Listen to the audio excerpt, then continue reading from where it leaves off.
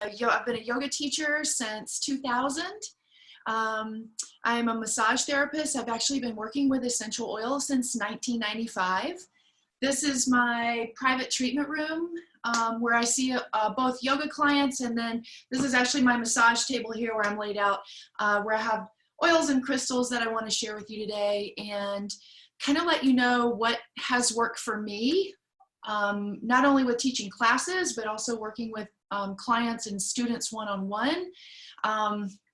What can I tell you about myself? I graduated from massage school in 1997, and I've been using these particular oils since 95. I don't know if any of you were born then, but it's been a big part of me maintaining my health, keeping all my organ systems detoxified, keeping my body dehydrated, keeping my hormone levels even, and just in general to improve mood, to allow me to connect with spirit in a different way through scent and aroma. It's like super helpful when you're doing meditation as well. So I brought some of the ones I think are going to be in your kit. We're going to talk about some other ones too. And then I actually have a list now of the crystals that you have in the studio. So I thought what would be fun, let's see if I could tell you a little bit more about me. Maybe you want to know a little bit more about me.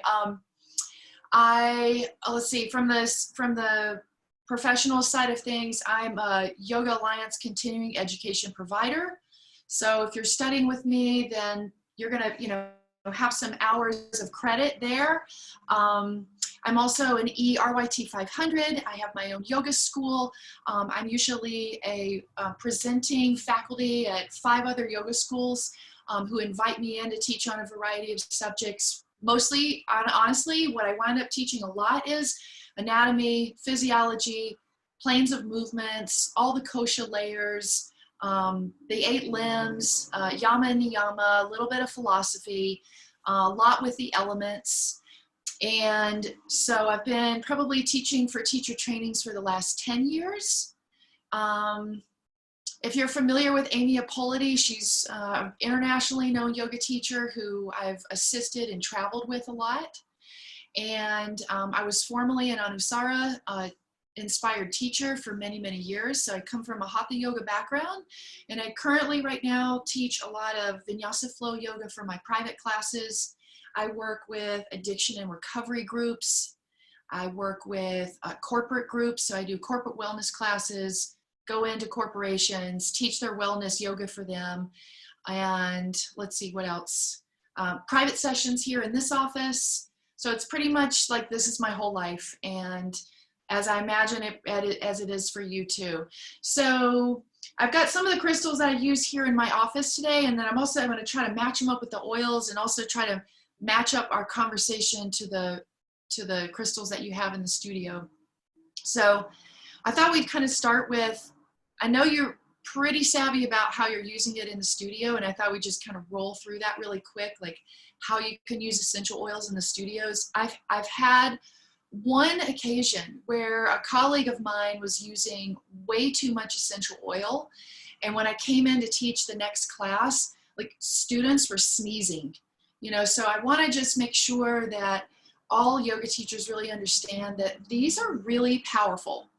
They're going to encourage, particularly the young living oils. They're such a high refined level, and also have a lot of potency, a lot of active constituents in there that can actually encourage your organ systems from your liver, your gallbladder, your kidneys to actually start to flush out toxins. So if you're noticing that at all in your classes, so it could be one of two things. Either maybe you're diffusing too much oil and like people are a little reactive, or there's kind of this good thing happening where the body's starting to flush. So I do think it's important when you're using essential oils in the studio that you have tissues on hand, you're encouraging people to drink water, and you're making sure that you're kind of in that less is more when you start looking at how many drops you're either putting in the diffuser, like how you're using it in the space. Is that helpful for everyone to just be reminded of that? Okay, so it seems to me like you're probably diffusing in the space maybe before or after class. You've got your rollers so people can put it on themselves. And one of the ways that I use it in my studio is I just put a drop on my wrist and rub them together. So let's say I'm working with my students in Shavasana. I might just rub it on my wrist, pull it up my forearms, and do a little bit of what I call wafting. Just to aerate the molecules, it's really helpful. And then I always have something that I do on my students at the end of Shavasana, like pressing on the shoulders, tractioning the neck, hitting some of the points at the occiput of the neck, touching the third eye, touching the heart center, and then clearing the energy. So you can use oils that way without having to touch people. I like not to put these directly on people's skin because I don't know them. And so I just like to remind people of that too, is like give people a chance. Sometimes people will come to class, they want to have an oils experience, but they actually don't want it on their skin. And people are reactive to some of the citrus oils, like they're reactive in sunlight. So you want to be careful, particularly if you're using a citrus, if someone's going to go outside after class on a sunny day. So of the kit and what we sent you, I thought that it would be good to see like what's going to work in what application. And you're going to have certain blends or certain singles that are going to work. Let's say, okay, your essential oil class is a restorative class. So it may be in the beginning of the class, you're wanting to use an oil that's going to be really relaxing. You know, lavender is always going to be there for you to help students relax. One of the things I like to do with lavender, let's say I might use a drop of lavender and then a drop of some kind of citrus. I really prefer orange. I think orange is, did we send them orange? Yes. You have a full-size bottle there to pass around. Yeah. Okay. So this is one of my favorite blends. I use it in massage. I use it in the yoga studio. I really like a 1-to-1 ratio, but I would do like 1 drop of lavender, 1 drop of orange. Let's say I'm just going to put a drop on my hand and then do a drop of orange and mix them together. And this is like a really balancing blend. It's going to appeal to so many people. It's not, the orange has the quality of being very uplifting. It makes you have feelings of well-being. It makes you feel good about your health. It stimulates immune response. It's good for your lymphatic system. And then the lavender is going to be a lot more grounding. It's going to bring you right into the present moment. And it's I mean, on the spectrum of it smelling more floral or more herby, it's maybe a blend of the two. So mixed with the orange, you get this really balanced result of something that's both calming, and then with the orange, you get something that's a little more uplifting. So, and again, I do a lot of this, rubbing up my arm and then wafting.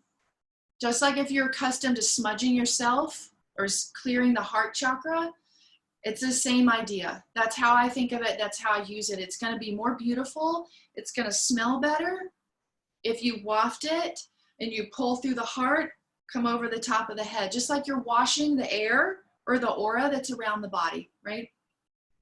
And then if you're working with your students, I mean, you can go all the way down the body, a lot of clearing. So you may be familiar with that. Let's see, the other thing I thought I'd bring up is not every student, do you guys have eye pillows? Do you use eye pillows for Shavasana? Okay.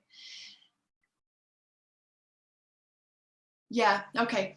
So if you've got unscented eye pillows and you want to add a few drops of oil to them, generally what I do is unzip them. So I have like my eye pillow. It's in a little protective case. And then I would generally unzip it, open it up because the herbs are in there, and I do actually a couple of drops right in the eye pillow. Mix it up, and then put it back in its little case. If you don't have cases, because this is a lot to deal with at a studio, like the laundry is a thing, then normally what I do is I've got a case. I grab a tissue,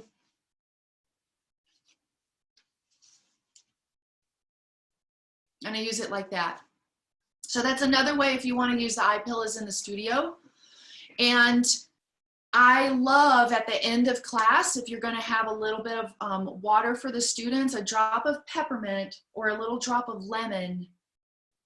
Perfect, right? As yogis, we know we have that morning practice. You get up, you have your hot water with your lemon in it.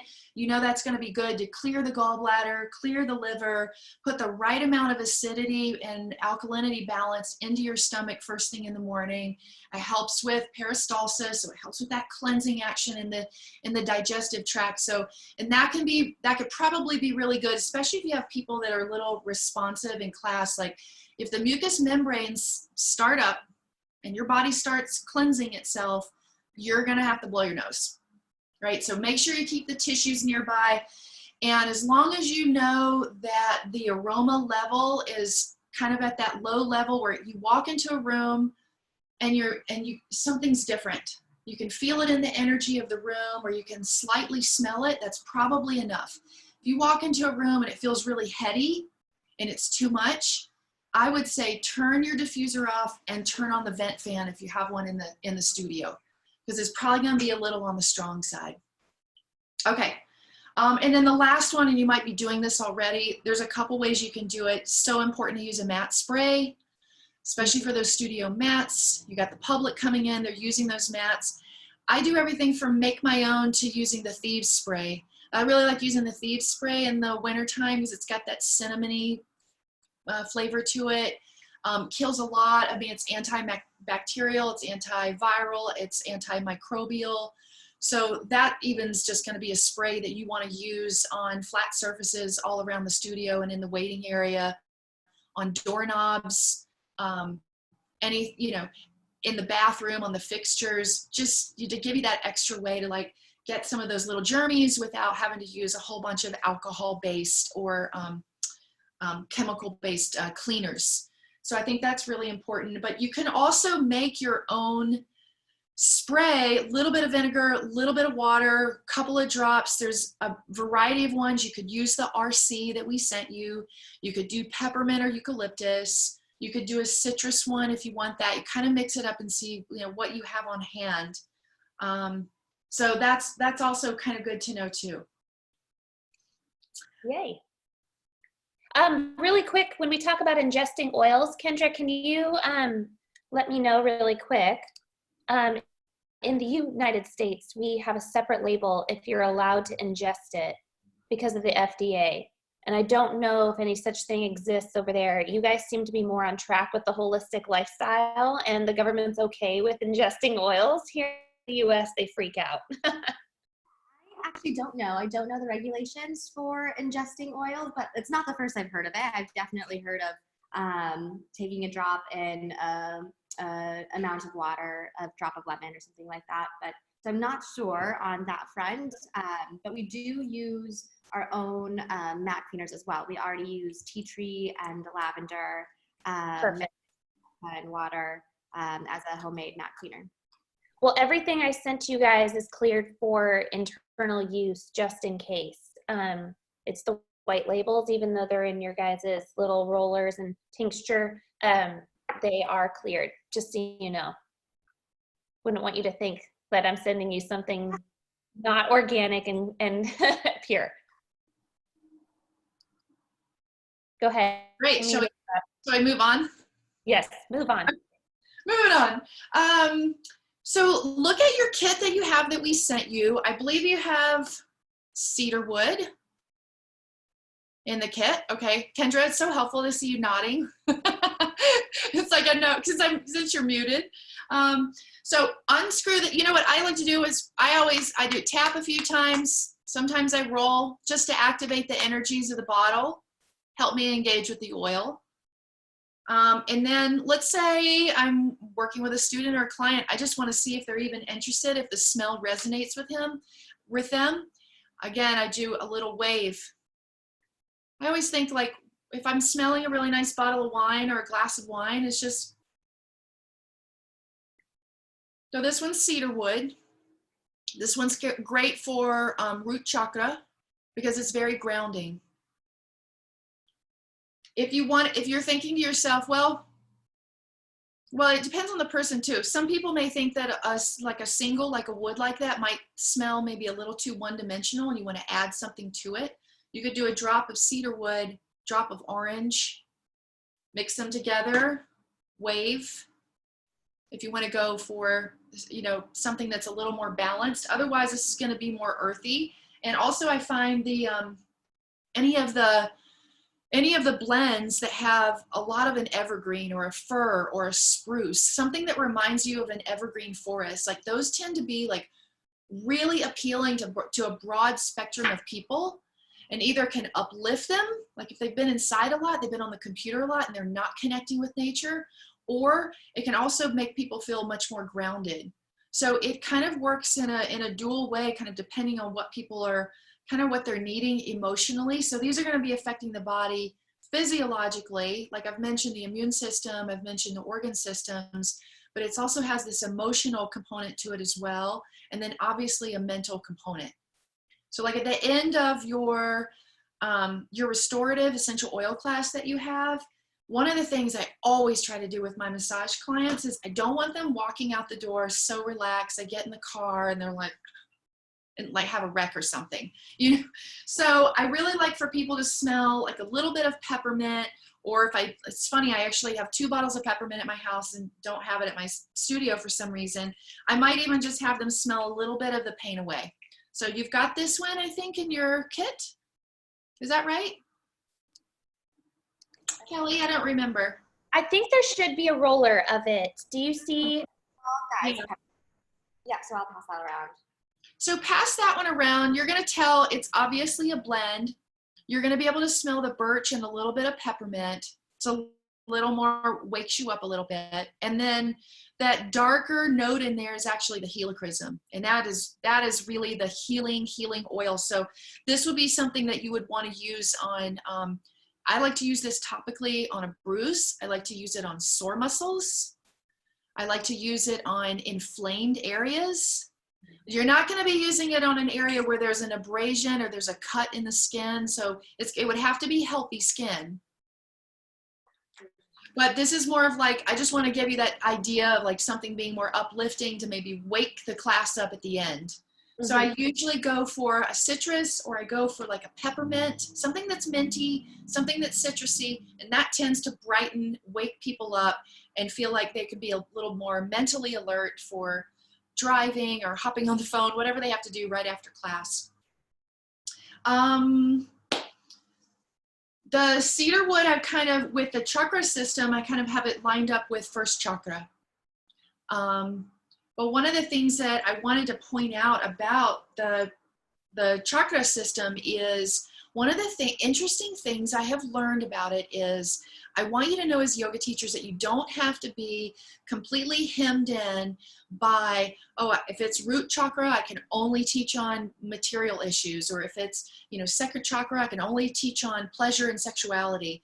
One of the things I've learned about the ancient way that they used the chakra systems was they simply recognized it as energy centers in the body along the cerebrospinal. So they're in the back part of the body. And they're intersections of the Ida and the Pingala and the Sushumna channel. And so these are going to be heightened areas of electromagnetic energy in the body. And then what the ancient yogis would do is they would identify these chakra areas, and then they would apply a practice that's called nyasa. And nyasa means to place in a very special way something onto that energetic center. So what they did was, let's go back to root chakra. It's not necessarily that, like if you can't feel the red or see the Muladhara chakra, or to see or feel your personal issues around material possessions and safety, security, housing, all of those things, doesn't mean you're doing the practice wrong. So the way the chakras were used, where they were like blank templates, and the practice of nyasa is like placing in a certain way something upon that energetic center for you to focus on. So really what that means for you as a yoga teacher is you can be super creative with how you want to use the chakras. You can just say, today I'm going to focus on, you know, all the beautiful material things that I own and how grateful I am to be able to have the resources to pay for them, that I have this beautiful life. So you could teach on that, and that could be,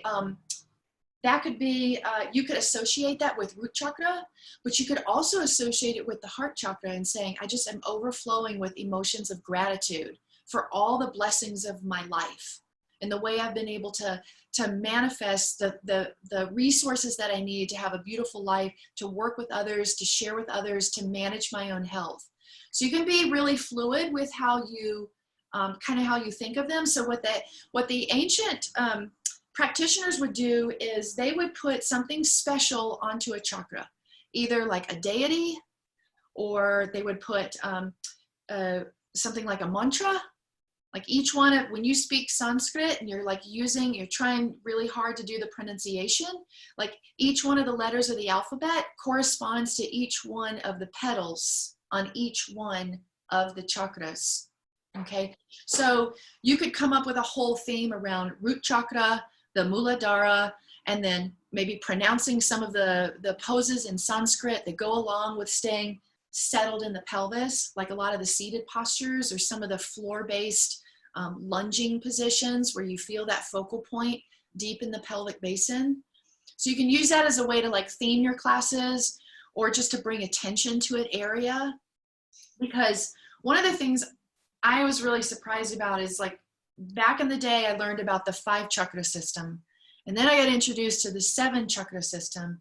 And I thought, well, one must be right and one must be wrong. Well, the more I've studied, the more I realize there's 12 chakra systems. There's 16 chakra systems. There's like a million. I mean, it can get like really vast when you start looking across the whole broad spectrum. And so we just kind of have these 7 chakras. I think it's a really nice, like, simple way to not only guide meditation, but to, structure some of your vinyasa classes as well, is to have that focus on them.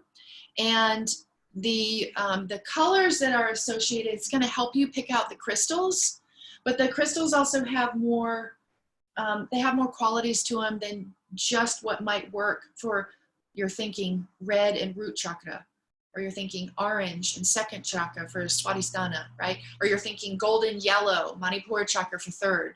So you can stick with something like that. It'll help you maybe get started. But then from there, I think you ought to feel free as a yoga teacher to explore the whole concept of nyasa and say, okay, Lord Ganesh is part of root chakra. Like, he's the deity that's associated with root chakra. So you could say, how do we work with the obstacles that we have in our life? How am I gonna surmount the things that I see as hurdles or challenges for my life? So you can associate that and bring that in as a theme, using the cedar wood, and then actually, you guys have got a lot at the studio right now that speaks to root chakra. You've got your black tourmaline, you've got your smoky quartz, and then you also have your obsidian.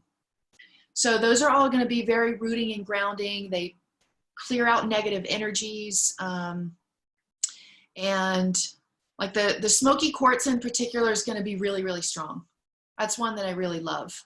It's one of the premier grounding crystals. And it can really help people who feel like spiritual people, and a lot of people who come to yoga consider themselves as such. So smoky quartz is really good for helping spiritual people kind of deal with the challenges of physical life and embodiment. So that would be a good one for you. And then you've got black jasper, which is actually good for all the chakras. You've got black tourmaline in the studio.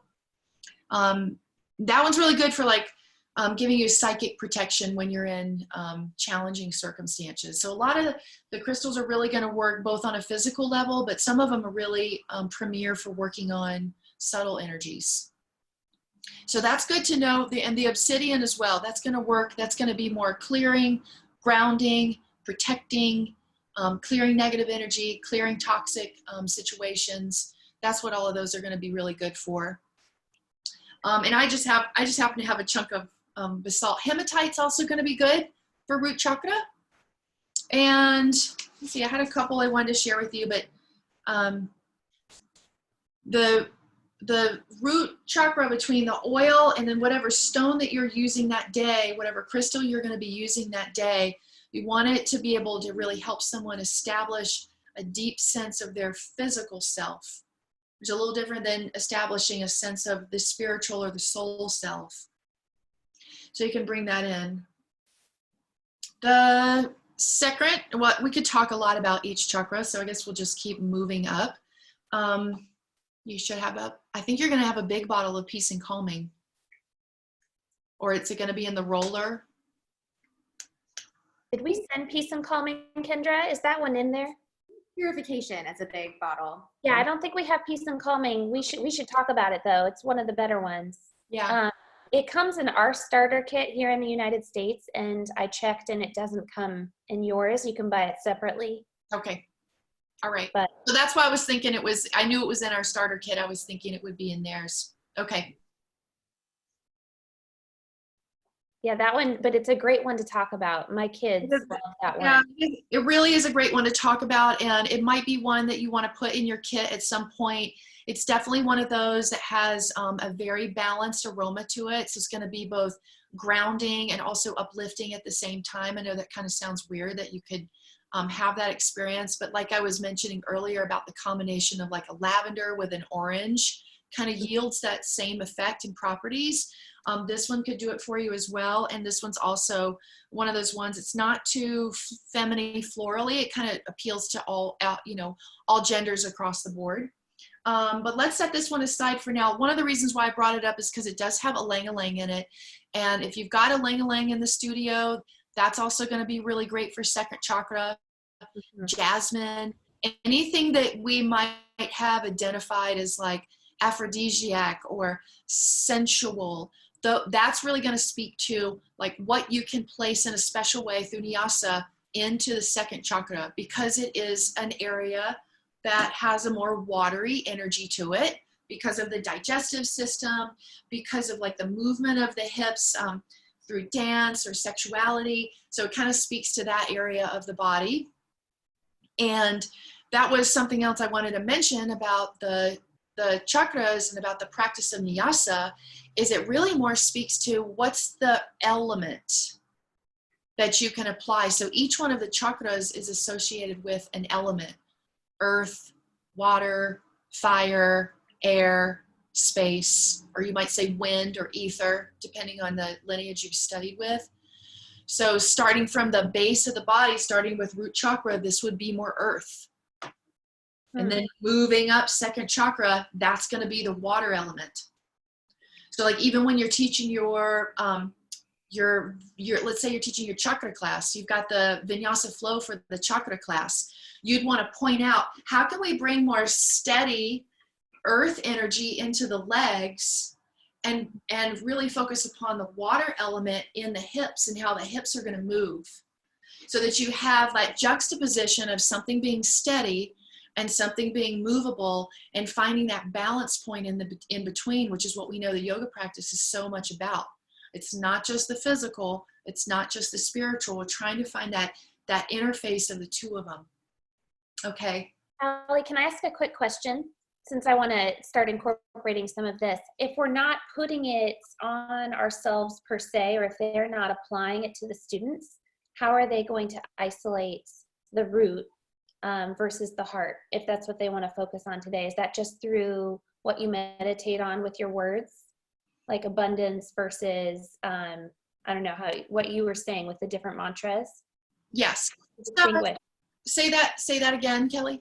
If you're not going to be if they're not going to place their hands, because in my experience, like there's actually, I think the studio I belong to is a little bit more hands-on, but that's a dangerous thing in these times with yoga. But they would actually pinpoint certain chakras. I know I want to pronounce it correctly, chakra, right? That's more of the Sanskrit. Is that right? Chakra instead of chakra, the way we Americans like to say it. But I don't know how they're going to isolate it without actually touching the person. So maybe in like a hands-on way, how would you do that? Okay, that's fabulous question. And I actually do this myself in my own practice because we're all modern practitioners. We use a lot of devices. And so without our knowing it, a lot of our energy is actually coming up. It's the udana, the rising up energy. We are trying to encourage more apana, the lowering of the energy. So most of us are in our heads. So when I practice, because I practice Kriya Yoga meditation, and I do try to focus on all the cerebrospinal centers, I actually touch myself. So, and you could incorporate it into, I don't know if anyone practices Abhyanga, which is that self-care massage, but you just get your students comfortable with touching themselves. And yeah, I usually laugh when I teach root chakra because I'm like, I can't touch you here, only you can touch you there. And I'll usually have people place a hand, if they come what we call, I'm just gonna stand up, above the sacrum or above the pubic bone, and then follow the hand down so they can find the sacrum. Mm-hmm. And then what I tell people is imagining your hands coming together at the base, and then this is going to give you an idea where root chakra is. So when I teach second center is the sacral center. It starts on the back plane of the body, here. So I have people place a hand on their sacrum and a hand on their lower belly below the navel, above the pubic bone, so they can feel like standing up. It's kind of weird. Okay, and then for navel center, it's taught differently in different traditions. You can have a hand at the lumbar spine. You can have a hand over the umbilicus. I know a lot of people like to teach it hand on the kidneys, hand on the solar plexus. So depending on which tradition, and I've asked my Zen teacher this because I'm also a medical Qigong instructor, and he contends that they're both chakras. They're both energy centers. So depending on what you're more comfortable with, the lineage that you studied under, when it comes to third chakra, you could either focus on umbilicus, lower back, or you could focus on solar plexus, which is above the navel, and the lower part of the ribs where your kidneys are. And this one's great too, because you can talk about, oh, the kidneys clean the heart. They're the filter for the heart, right? This is moving the life force energy around the body. So there's different ways you can bring that focus in. So first, second, either third or third. Perfect, thanks. That's really helpful. Okay, yeah, so I think touching yourself is fine. The back, heart center, thoracic inlet, right? C7, base of the throat. Okay, soul center, command center. I always go to the notch at the base of the skull, third eye right between the forehead, and then crown of head. Right. Okay. And you would not believe how helpful that is. I mean, people are so devoid of touch in this world.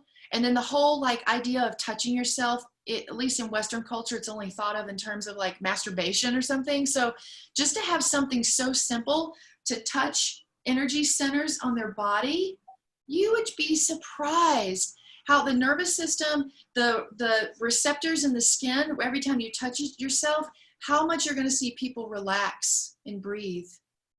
It's so simple.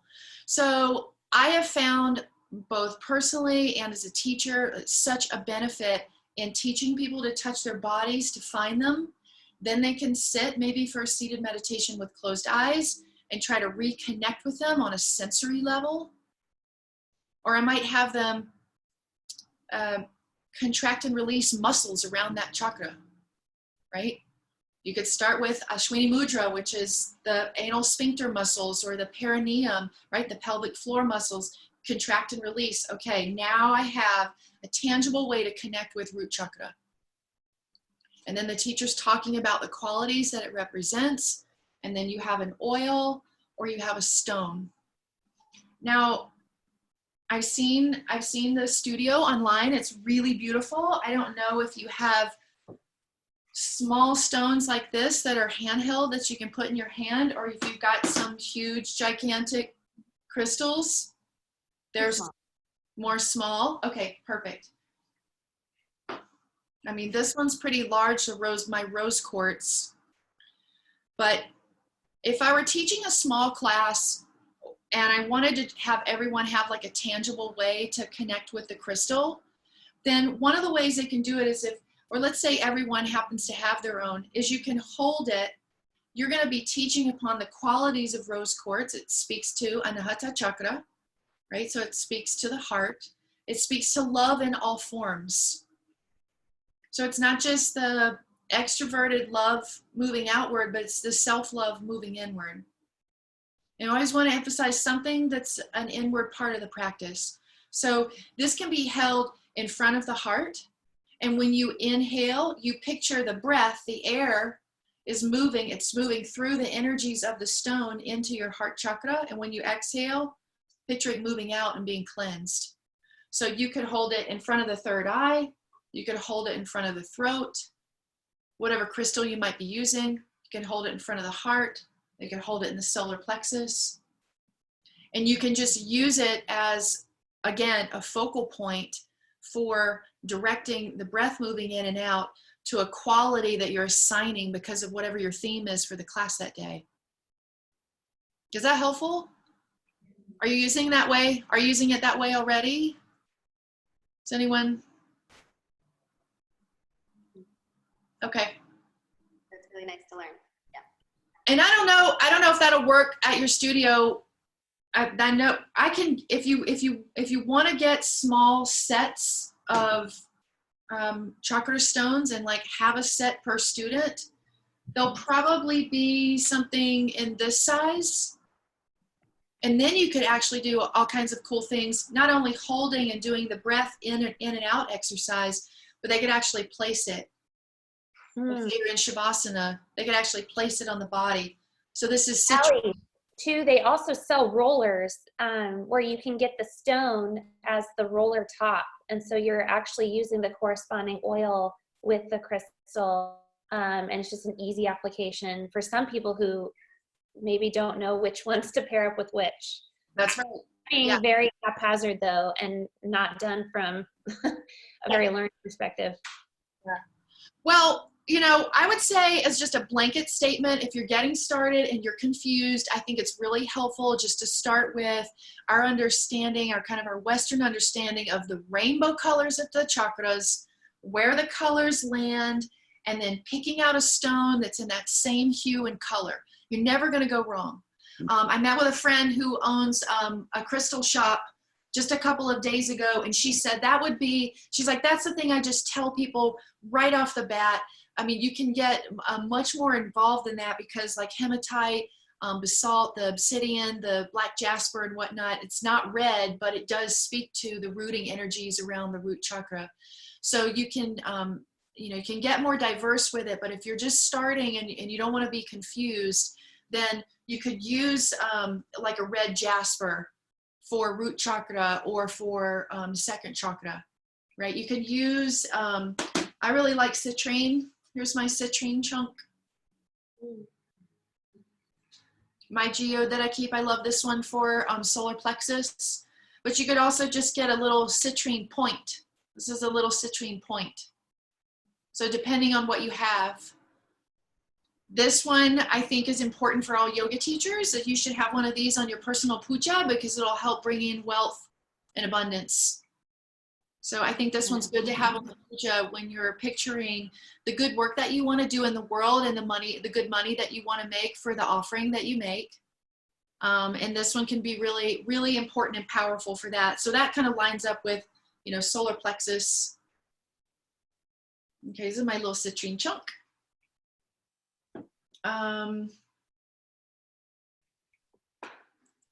Okay. All right, so from there, let's move up to Anahata, the chakra in the heart. I have a chunk of healerite. I also have some green jade and rose quartz. So I have a lot of heart.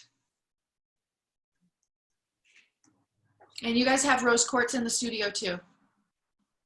And that milky quality of the rose quartz, it allows people to develop all sorts of love, not only for self, but for others, and then tolerance, which would be really important to see more of in the world this day.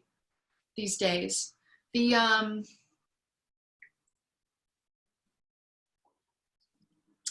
The rose quartz, oh, I know what I wanted to share with you. I wanted to share with you, so the deity for the heart is Vishnu. And Vishnu is recognized as the sustainer of the universe, right? So if the universe comes to us, it's created, sustained, and then dissolves back into oneness. Vishnu is recognized as a sustainer. So, and that's the energy of the heart. It sees all things. So in the stillness of the heart, seeing all things that happens and having tolerance not only for the light, but for the shadow within each of us and then within our students as well. So the heart chakra is, or the stones for the heart chakra is to help encourage and foster feelings of acceptance of others and tolerance of others. And so that could easily come in as a fantastic theme for the class. Sometimes I feel like when you're teaching yoga like that, you're almost like you're preaching to the choir, as we say. It's like you're talking to an audience who wants to hear this sort of thing. But as we can model that behavior amongst ourselves, amongst yogis, then we're helping to help the world to become a better place to live in. Okay, so yeah, and actually there's this great story about Vishnu. There was a sage that was really upset with him because he couldn't get an audience with Vishnu, and he was like irate, and Vishnu rubbed sandalwood paste on his feet to help calm the upset sage. So even though they didn't agree on the reason why they couldn't have time together and counsel together. So Vishnu goes with the Anahata chakra, and let's see, Ganesh goes with the first one. I didn't mention the second. So the goddess Durga is for second chakra. So she's the warrioress that it's like she fights wars to help overcome evil. Like that's one of her hallmark qualities, and help dispel negativity. And and she speaks to second chakra. And that would be to say that you could take the image of Durga or the lessons of Durga, and then you could place them on top of the students actually holding and to the second chakra area. Remembering that the chakra starts in the back body, flowers on the front body. So that's where the petals come from. So you could even, speak to that in your class and say, well, am I going to talk about the root, or am I going to talk about the flower, like what comes from the work? So you can even think of it that way, the way you think of the lotus being rooted in the mud and then rising up, and then the petals opening in the sun above the water. So you can use that type of imagery, that type of understanding. Let's say the heart chakra, for example, like you're going to need to be rooted in some sort of self-understanding, some sort of tolerance for yourself, since we're not perfect, before it like fully flowers into this heart center that's just full of generosity and acceptance of other people, even when they're different than you. Like that can be really hard. So you could talk about, in class, you could talk about where does it originate, and then what does it flower with time and practice and attention and skillfulness? Like what does that actually start to look like? Any questions? Any comments? I think are we muted? How do we unmute? I can hear you. Oh, you can hear me. Oh, perfect. Does anyone have any questions? Or is it resonating with anyone? Mm-hmm. Yeah. There's a lot of good, positive head shaking and nodding.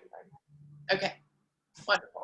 I want to make sure we go through all of the oils you guys got sent too, so that, and Kendra, I didn't have enough in my label maker to label each individual roller because there were like 100 plus, and my poor little labeler was working overtime. So I want to make sure you guys can tell the difference, and then they're for you to use. So I want to make sure you guys know what to do with each, because we have the Valor Joy roller. Do we want to talk about that one, Allie? Because that one, I think that's a great one to talk about. So powerful. There's a roller that has a blend of joy and valor in it. And these are going to be, they're blends, and then we blended the two blends together. And the reason why we did that is because the joy has a lot of ylang-ylang in it and rose, which are both actually, they're beautiful, expensive, very high quality, extremely high vibration oils. And then we mixed them with the Valor. And the Valor has a lot of blue tansy. It has a lot of evergreen oils in it. And it helps foster feelings of feeling courageous. And we know that courage is actually one of the qualities of a generous heart and of a loving heart. So we put the two of those together so they could work on a variety of different chakras in the body. They're going to work for the heart chakra. They're going to work for the root chakra. They're going to be able to work for like basically the whole pole of chakras from the crown to the root. But we put them together in a roller so that you could kind of see what that would be like. It also helps tone down the Joy blend is, because it has so much rose and ylang-ylang in it, it's what I consider feminine and floral and a higher note and a little bit lighter. And the Valor kind of grounds it a little bit, brings it down a little bit. The Valor is the one I use for every single massage session that I do because it helps encourage structural alignment in the body and in the skeleton. So I always use it on the feet, and I almost always use it on C7 for every body work for all the body work that I do, like pretty every single session. And it's going to really help people drop in. Is Valor going to be in there? Valor's not in their kits. It's a purchase separately one. But Kendra, do you guys work with anyone postpartum? I'm trying to remember if you guys have any pregnancy postpartum classes on the schedule. We do. I don't believe we use oils in that, but yeah. But I mean, a lot of our pregnant clients or postpartum clients come to aromatherapy. This Valor Joy one is one we specifically recommend for postpartum. We actually, our non-compliance with the FDA term for it is liquid Xanax, with some of those baby blues, the postpartum, but also for promoting structural alignment, since a lot of women post-labor have huge issues with hunching their shoulders when they're nursing, or just like even in recovery mode afterward. That's causing a lot of their issues. And for some reason, applying a lot of Valor and Joy not only helps with their emotions, but also they sit up straighter and things start to correct themselves. Just what I've noticed. So it's so interesting to hear you say that, Allie, because intuitively we all already kind of were using it for that very purpose. So I think that's really interesting. But that one in particular, hold on to those extra rollers if there's extra from the class. And if you have postpartum moms, that's what we need to get in their hands ASAP. It helps so much. When we move up to the fifth chakra, you've got the RC, I think, in your kit. And the RC stands for respiratory congestion. That's how I think of it. And so that can be used here. I actually have a bottle of eucalyptus that I also use as well. And that can be used here around fifth chakra, and that's going to help encourage deeper breathing. It moves the energy down into the lungs. And this is an area where the wisdom of the mind comes down to mingle with the feelings and the emotions of the heart. And then we're able to speak some sort of truth. It's a blend of wisdom of the two of these. There's a saying in Chinese medicine, and it says, rule from the fifth. And that's what they would ask their emperors and their sages to do. Like anyone who was in charge is to rule from fifth chakra. It was a blend of emotional energy and then mental, intellect, discernment, and then the blend of the two, you rule from the fifth.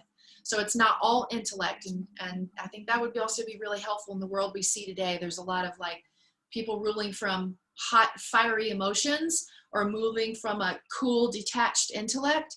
So when you speak and you teach on fifth chakra, you can use RC because this is going to allow people to breathe. So it's going to move air through the trachea, so in the nostrils, down the throat, into the lungs. And it bridges this gap between this area of the body and this area of the body and helps bring them together. So that's the one I recommend when you're working with fifth chakra and working with ideas around having your words be helpful, not having your words be poisonous or injurious to other people, no matter what your intellectual beliefs might be or your religious beliefs might be. Like, how can we find a way to speak it in such a way that we're true to ourselves, but it's not injurious to other people? So that's kind of what fifth chakra speaks to.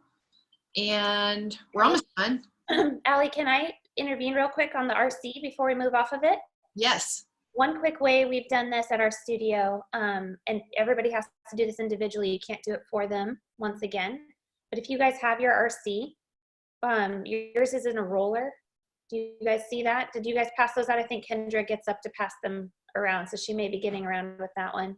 But we like to take a drop, and like exactly what Allie was talking about earlier with the wafting, we do it a little bit more concerted where we put a drop in our palm, rub it together, and then we make it an actual inhaler. Have you guys ever done this with an oil before? Where you actually like make an inhaler with your hand using the RC and breathe in and hold, and you watch just people, all of that, all of the little bronchioles clearing up, and they'll start coughing a little bit because the body's getting that mucus out of there. But we just watch, instead of like slathering it on, this is what we've found to be the most effective way to get it into that particular spot. So if you need a little trick, you guys have that too. I know it's cold and rainy there. I've been watching the weather, so I know what to pack. But if you guys feel the need to do that several times a day, just to open up, I know a lot of people have found huge benefit from that during this season. I think that's a great one too when working with students, like handing the bottle around the classroom, I just have found has never worked for me. People tend to use too much, or they turn the bottle upside down and it just starts pouring out everywhere. Has that happened to anyone else? I'm sure. So if that's the case, like I really like that idea of having your personal inhaler, is just to go around and then have the students hold their hand out and you administer the drop into everyone's hand, because they're only going to need one or two. Like it's just like such a quick thing. I think that's fantastic. Yeah, it can be done with just eucalyptus too. RC just happens to have camphor, I believe, in it. So that really helps to open up. Camphor, it has like that radiating quality that just feels like it consumes what you're breathing. Yeah, that's fantastic. I love that. So moving up into Ajna Chakra, moving up into the sixth chakra, this is the center of the soul. So we want to be able to have people connect to their individual soul, which is a little bit different than connecting to a universal energy. So this is the seat of the soul. This is where the soul comes in through the crown of the head and then takes up residence deep in the pituitary pineal glands, is what kind of modern science is lining up with soul energy in the body in physiological terms. So the soul chakra, I really like to use, I brought my little chunk of amethyst from home. I usually sleep with amethyst next to my bed because it just encourages deep sleep and brings protection. And it looks like you have a couple different types of amethyst at the studio. And I think amethyst is actually a really important one to have in not only at the studio, but to bring into your life more and more. Because of that, it's a stone that also fosters like communication with your spiritual guidance and connection with that. So it's nice to kind of keep that around. Beautiful color and just a really beautiful gemstone. I really enjoy having amethyst in my life, wearing amethyst jewelry.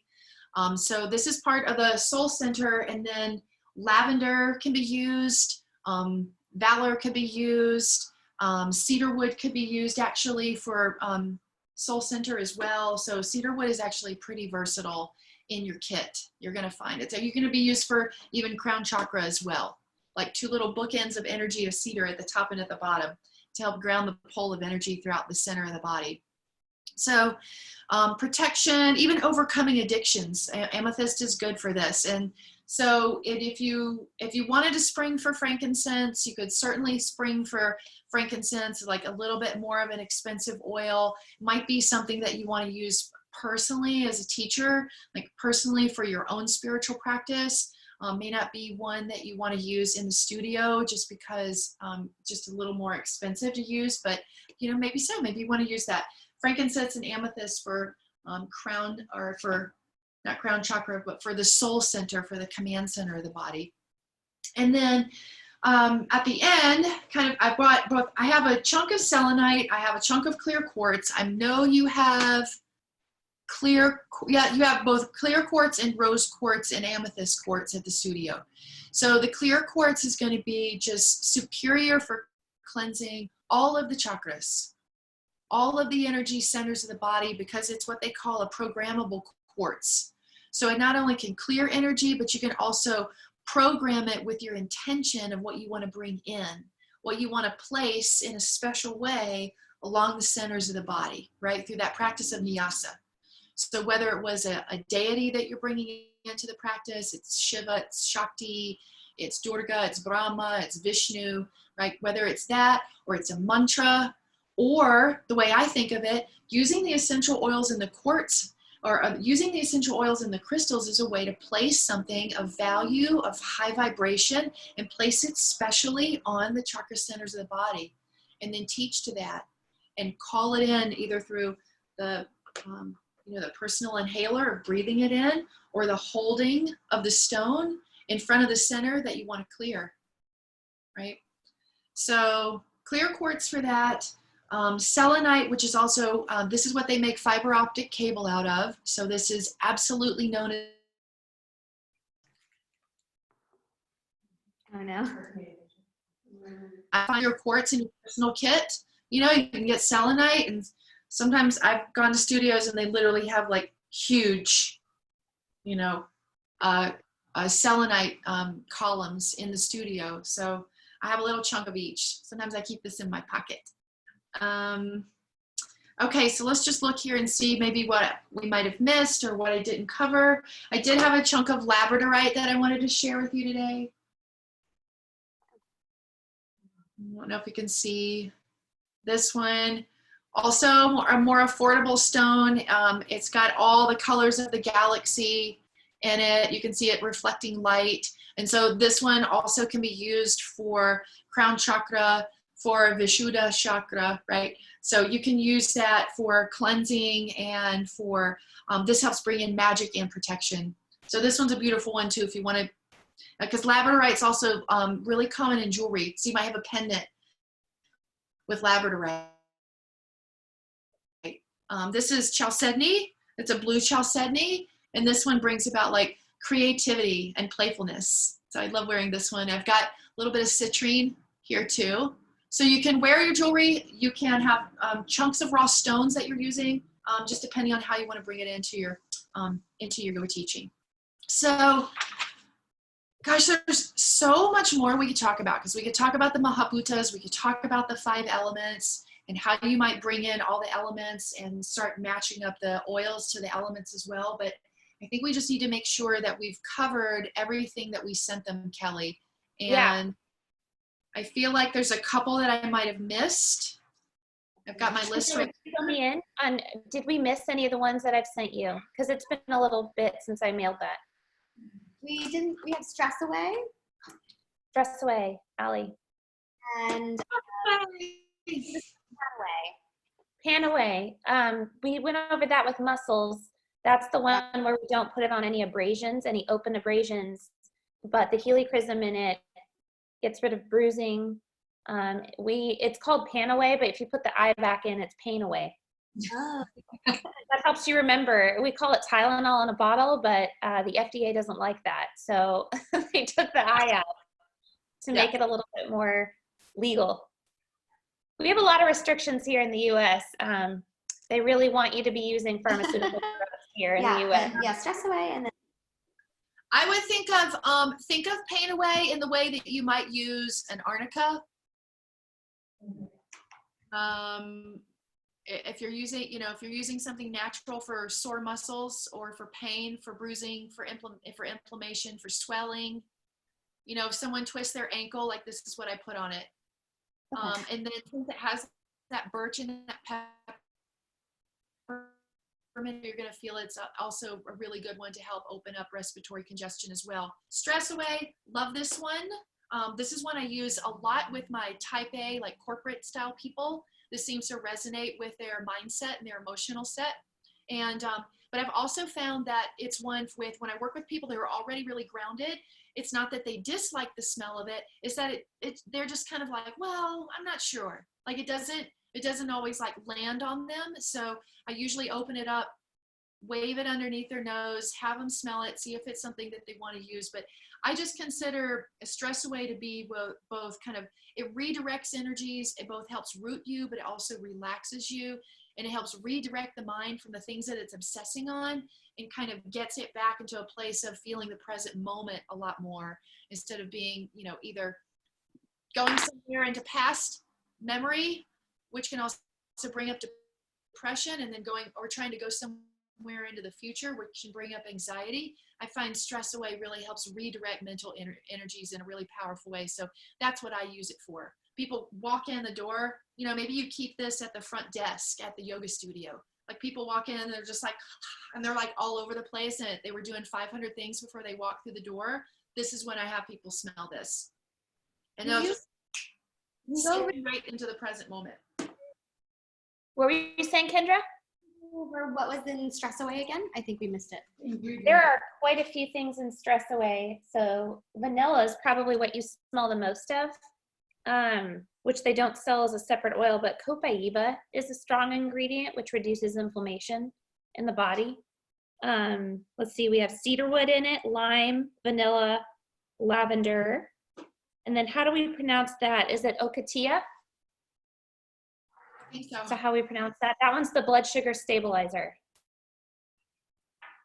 Are you laughing at me, Allie? Are you laughing at my pronunciation? I just, my connection, because it's okay. Yeah. Ocotillo is something, and again, with the pronunciation, but that is in a lot of blood sugar stabilizing. So I think it's just stabilizing on a lot of different levels. I have had people react to the smell of it. And I find out that they are those high corporate jobs, very stressful lives, and they don't like the smell. I have them put it under their socks for a week, and the smell is different coming back to it a week later, because they've removed some of the stress right out of their bodies. But that we always say, if you react strongly to the smell of an oil, it's because you need it. Your body goes into fight or flight mode and doesn't want to let go of whatever it is you're processing. So you take it slow if that happens with someone, especially since you don't know some of the emotional baggage people might be bringing in that day. Could happen. I've seen it. Well, I'm feeling like I've got a couple other things. I know we probably need to start to wrap up a little bit. I have a couple of other ideas where I just want to toss it out there to the teachers in the room. When you're teaching on yama and niyama, there's going to be some of the yama and niyama, they're going to match up to the oils really well. Also, like for example, if you're teaching on saucha and you're teaching on purity, then you could bring in the citrus oils. You could even bring in the RC, because it just has this clear, uplifting, kind of cleansing, piercing sort of energy to it that could be really helpful if you're teaching to that topic. Or like, let's say you're teaching on tapas and you're teaching on discipline. And you might be teaching on, or what are the qualities you might need in the heart? Like valor really brings up those feelings of courageousness. I got this. I can tackle this thing that's coming at me. Like you have this sense of like full heart, brave heart thing going on. So you might be able to bring that into, like, if you're teaching on tapas. For a lot of the oils could work really well if you're teaching on santosha and you're teaching on peacefulness and contentment. Something like valor that's really relaxing, or if you decide to go with the peace and calming, something that would be kind of deeply present moment awareness, the stress away, like that could really work to help people foster feelings of being feeling tranquil and peaceful right now in the moment. And that's the thing that aroma is going to give to you, that a lot of times words as a yoga teacher might just be passing over people's heads and not the advantage of using aroma. And all I ever say with my colleagues is like, just be careful about how much you use since you're working in a public setting. But the way you can use aroma to really reach into that olfactory nerve, which is like a little finger of the brain, literally a finger of your brain is coming down into your nose. And so when you smell something, boom, it's going to shift you. Okay. And for some people, and you're not going to know this, but for some people, when they smell something, it's going to shift the brain and they're going to go right into the back part of the brain and they're going to go right into memory. And you're not going to know if it's going to go to a pleasant memory. You don't know if it's going to go to an unpleasant memory. And that's something you could chat with the student about. It might be something that you want to mention, like at the intro of class, is like, aroma has a powerful way of accessing recesses of the mind, including memory and past events, but also including what you might be worried or concerned with in the future. We'd like to try to choose the ones that allow you to drop into the present moment, but just know that, you know, it could also shift your awareness one way or the other. And you can just tell people, like, I'm happy to talk to you about it in private if you want.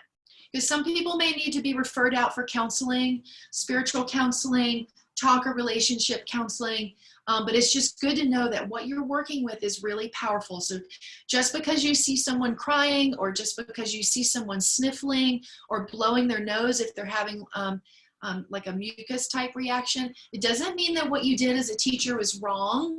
It just might mean that it's really affecting them on a very deep level. So you want to have the tools to chat with people, to give them water or tea, to give them some fresh air, know when you might need to turn on a vent fan in the room, since this deep healing process is at work. So anyway, I just wanted to bring that up about yama and niyama, and certainly we could go through more of them, but I thought that those would be fun just to tap into. And then the last thing I was going to say was just looking at the list of crystals that you have at the studio. You've got a lot of crystals that will work with root chakra, and then the amethyst works really well with soul chakra. The rose quartz works with heart. But where I was thinking, if the owner or if the teachers want to bring in additional crystals to kind of round out your collection, is I'd start looking at things that can help with second, third, and fifth, like some oranges, some yellows, some blues. That could be really to bring. Yeah. You could bring in a little bit of turquoise. That would speak to Vishuddha, right? Blue chalcedony. Even the labradorite with the blue speak to fifth chakra. Or you could bring in some citrine. Like I mentioned, this can work for both second and third. You might bring in a little bit of carnelian to work with second chakra. But anything in those kind of like yellows and oranges and blues, I think would work out really well to kind of round out what your current inventory is with your crystals. Cool. No, that's really nice to know. So I will definitely pass. Do you guys have any other questions? We really, really want to answer them if you have them. Now's the time with Allie and all her knowledge. We will also have the recording, though, that you can go back and listen to. This whole thing's been recording, and I'll send you the link right away. Yeah, I love that we were able to record it, because I think we have a lot of teachers who aren't here that would be really keen to learn the info as well. But yeah, anybody? Questions, comments? Is there a favorite that anybody has been passing around? Because some of the screens are dark. And so I see people doing this, but I don't know what they're using at the moment. And the stress away, I really like. Stress away. That's a favorite. Stress away? Yeah, seems to be a favorite. I really like the Valor and Joy combo. That's what people do. I wear that as perfume. Yeah. Yeah, make sure everybody gets one. There should be plenty. I think I included 20 of each. Yeah. And it's, so you know how powerful they are. Like a bottle of this has 90 drops. This is a stress away bottle. And what I provided for you guys has 2 drops of roller, and the rest is carrier oil. So that's how powerful it is. That 2 drops can make a roller of that size. Usually I would do, if you're using milliliters for your rollers and you have a 10 milliliter roller, you want 10 drops, or 5 milliliter roller, you want 5 drops. It's kind of our good rule of thumb, a good dilution where people aren't going to react. Yeah. But just use. Yeah, that's a really good point. Say it again, Kendra. You just use coconut oil as your oil that you dilute the essential oils into? I use fractionated coconut oil. If I'm making it, into more of a balm, then I'll use the full fatty coconut oil. That one Some people are reactive to coconut, though. I've found that's a new allergy that's popping up. I don't know if that's hit your way yet, but I'm seeing that more and more here, unfortunately. Olive oil works. Oh, well. Almond oil is really nice if they're not allergic to tree nuts. That one's best for the face. And we haven't really talked much about frankincense. I didn't send frankincense, but I assumed you guys were familiar with that one. That actually comes in that starter kit I mentioned, but it's one of the more expensive ones. If you've used frankincense, just make sure it's sourced sustainably, because it's almost all frankincense is harvested from Somalia, and most of it's done with child labor. So you have to be very careful the company you get it from, because it's the equivalent of a blood diamond if you don't. A lot of people don't realize that, and I never did. But if you see cheap frankincense somewhere, run the other direction, because it's probably synthetic, probably not real.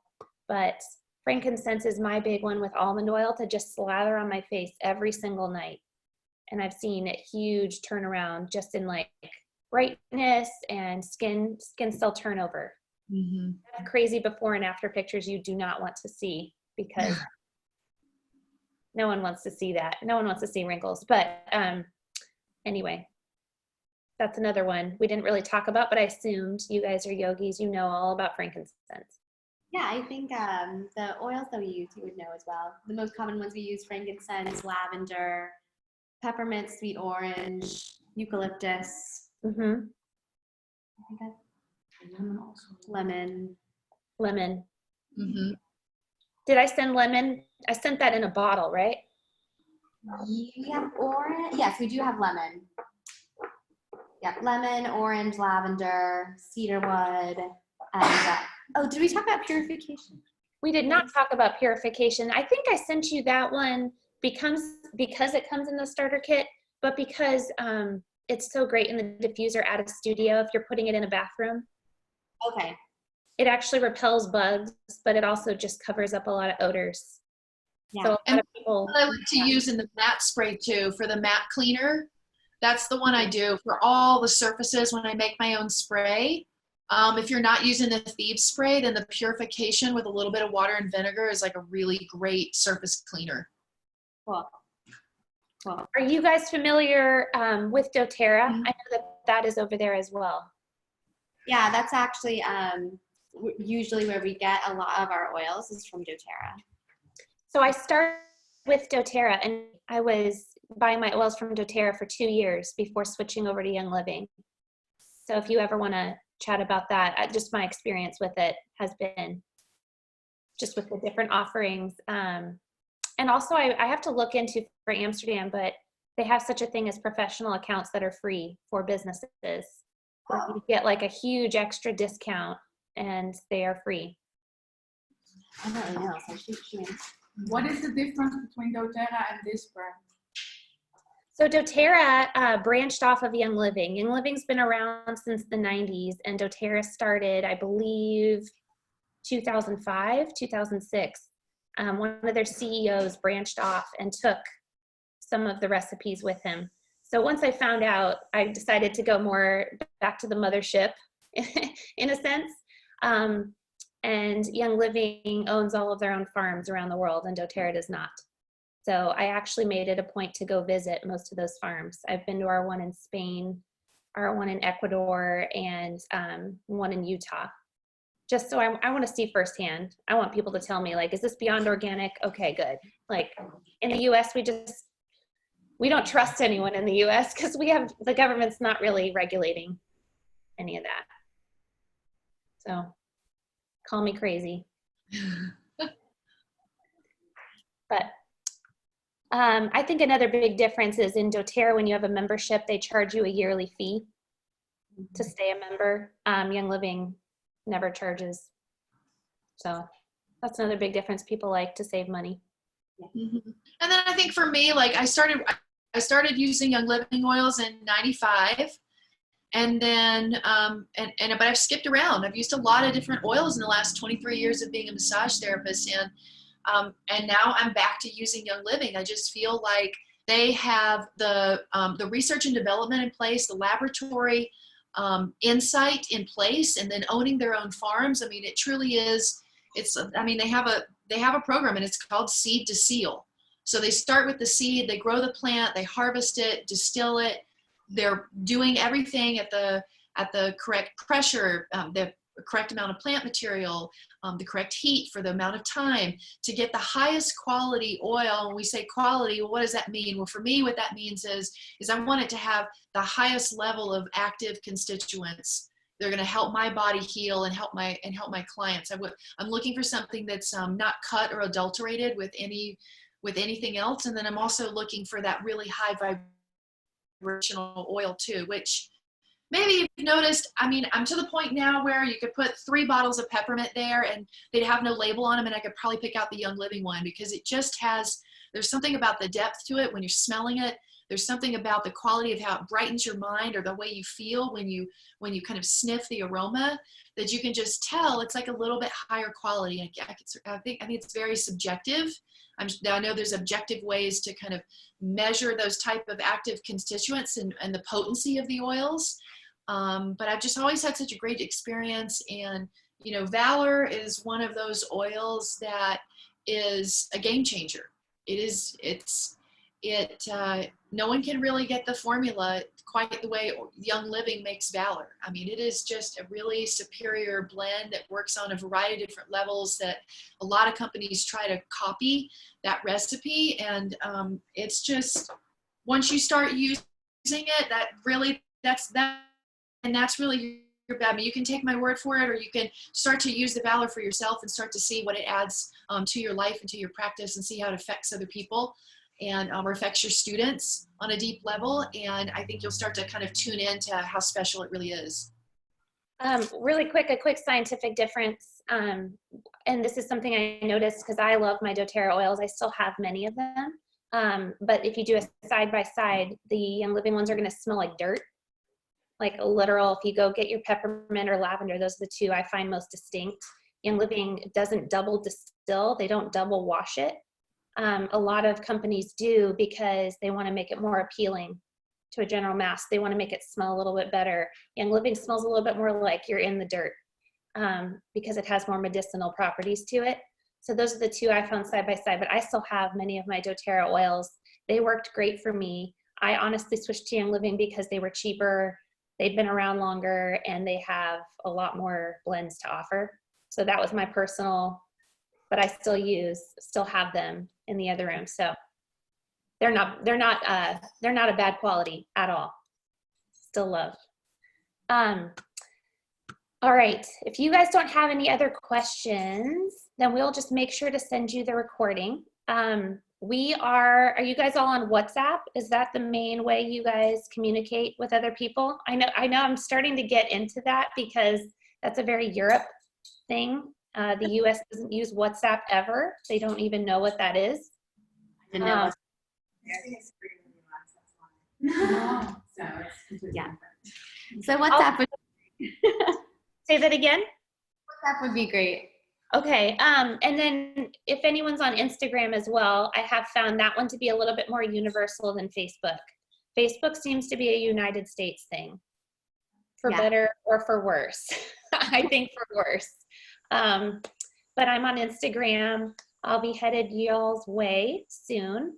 We're also teaching this class in Prague and in Frankfurt, and we're just having a grand old time. But I can't wait to meet some of you, hopefully in person. I want to come take a class.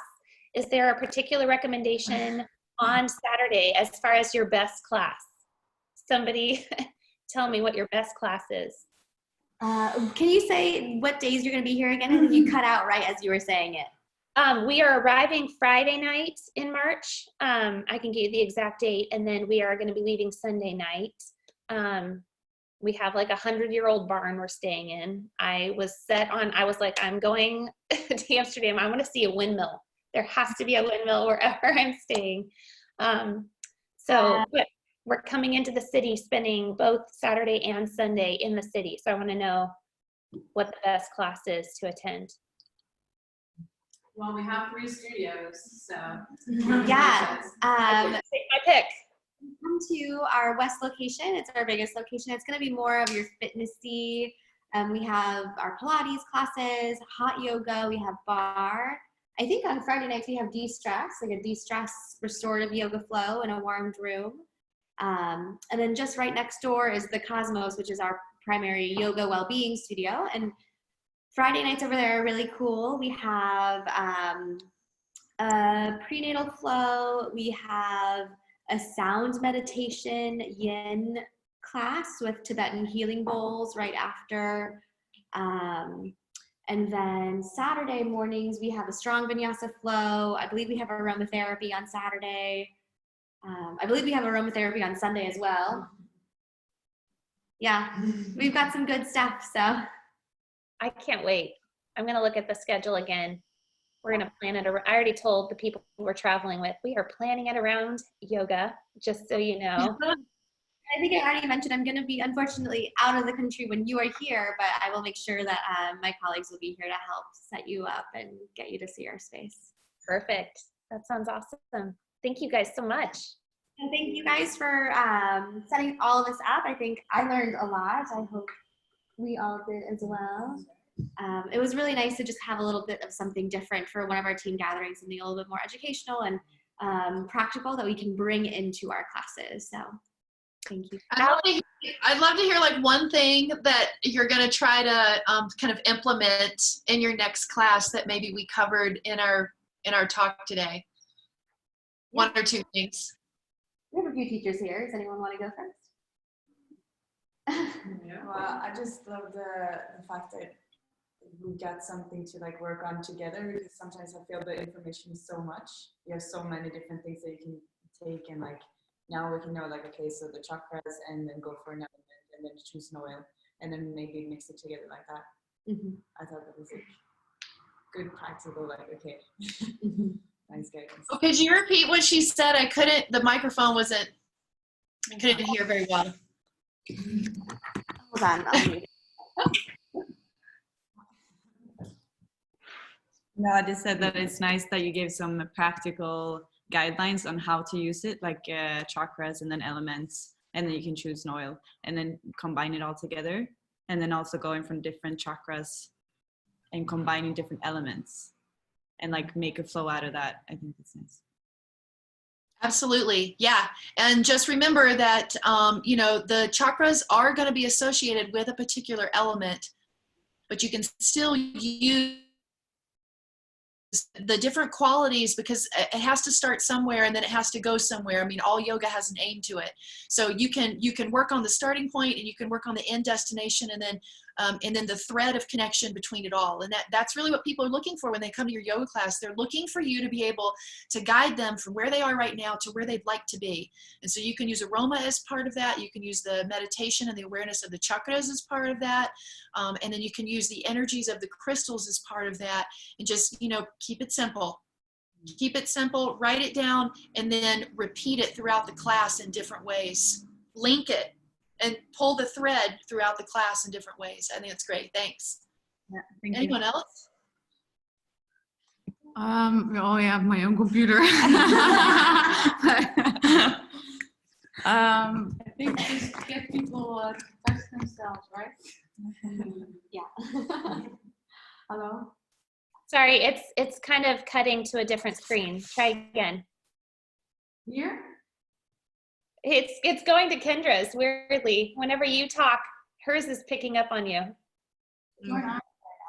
Okay. Oh, there you go. Oh, now? It's fine. I can still hear. Or maybe just use. No, I think that the whole touching is very important to talk about, because it's also in these times, it's something, it's vulnerable. And so I think it's nice to talk about it, and also with other teachers about it. Like, how do you do it, and how do you give a massage and stuff, because that's also quite, some people just don't like it. And when you use aromatherapy, then you touch people. So that's also, I think, a very important discussion. I think it is too. And I think as colleagues, as a group of teachers, it's good for you to talk about like who is touching more students in their class and who isn't. And then for those who are using touch more in the class, how is it working? Like, what does it actually look like for them? How come it's working well for this one teacher, but this other teacher feels very vulnerable when it comes to that? So a lot of times when I teach anatomy, I start with Abhyanga, and we like touch the body and we learn, okay, this is the, this is the humerus bone, and here's the olecranon process, and here's the radius, and here's the ulnar, and we actually learn anatomy through touching ourselves. But you can do the same thing with subtle anatomy. So you can use the physical body as a starting point. People touch themselves, and then you might find there's a couple different icebreaker style touch things that I do in class to get people either accustomed to touching one another, or a student touching, or a teacher touching a student, or two students working together, maybe just holding hands or holding. And so there's some actual, there's very sequential ways that you can start to very slowly bring touch into the classroom that's going to be palatable to people. But then I do think it's important for students to have the little touch chips, that for studios to have the touch chips, because there are going to be people that don't want to be touched sometimes. Very important, yeah. Yeah, thank you.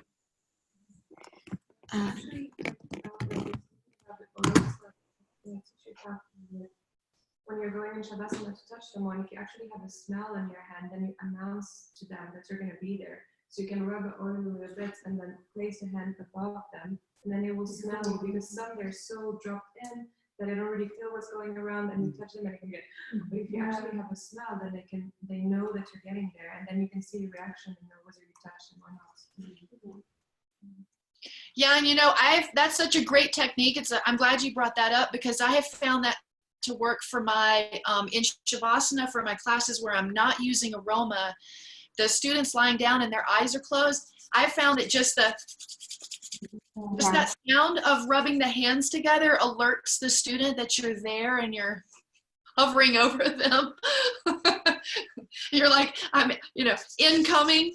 And if you're trained in Reiki, or you're trained in hands-off touch, you might find that you feel more comfortable with that. You rub your hands, you clear the heart chakra, you clear the fifth chakra, you clear the third eye, you wash over the crown of the head. And I've had more people tell me how just a whole flush of energy they felt move through their body just from doing that simple clearing the heart's energy. It's very powerful. So yeah, thanks for bringing that up. That's great. Yeah, I just completed a yin training course. So a lot of what you were talking about when we're going over the chakras or going into the elements, the 5 elements, I think that just really brought a lot of really great visualizations into mind that I can bring into classes, and how to weave certain postures and telling a story between the chakras and the elements together, and then bringing in oils with yin. I think that would be a really cool idea. So I just felt really inspired, especially just coming back from that training, kind of ties it all together with everything I learned from the Chinese philosophy and the Chinese meridian lines, weaving that back into Indian philosophy. So I just thought it was really cool. That's great. I remember the 5 elements in Chinese medicine are totally different than the 5 elements in Ayurveda. And so, and I have found that, like I didn't always understand the 5 elements in Ayurveda. And then I've been studying medical Qigong and Chinese medicine intently for the last 5 years. But I've been working with the meridian lines here. I actually keep this poster in my office so that I'm always aware of where the meridians and the nadi lines are for body work, and then also for private yoga sessions. So I think that's really great. You guys are on the forefront of like what's happening with yoga education as you start to bring that more and more into the studio and into your personal practice. So I think that's great. I'd love to chat about it forever.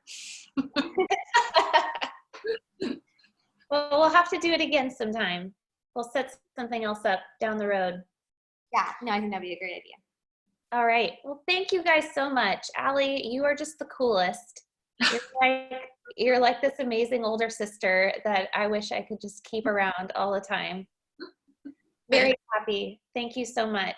You're welcome. This is fun. Thank you. All right. We'll stay in touch, Allie. So But on behalf of the Cosmos and Studio One, we thank you guys so much. Thanks so much too for being here. All right, check your email. I'll send you the link and we'll talk more. Will do. Thank Thank you. you. Bye. Bye. Thanks.